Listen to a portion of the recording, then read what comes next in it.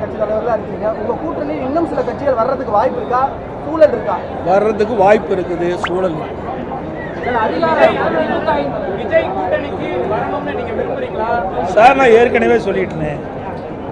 அதாவது இதுவரை அனைத்து இந்திய அண்ணா திராவிட முன்னேற்ற கழகம் அல்லது எங்கள் கூட்டணி கட்சியை சேர்ந்த தலைவர்கள் இந்த நீங்கள் குறிப்பிடுகின்ற அந்த கட்சியோடு எந்தவித பேச்சுவார்த்தையும் நடத்தவில்லை.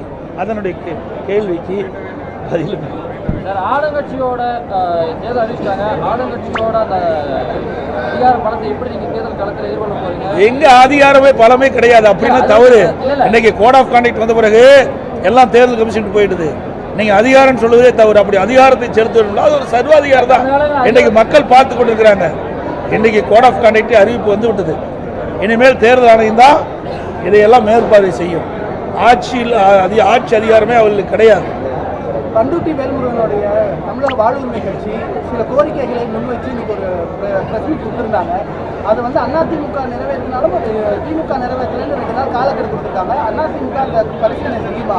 நான் எல்லாம் அந்த செய்தி பார்க்கல, அதனால அதுக்கு உண்டான பதில் என்னிடத்துல இல்லை.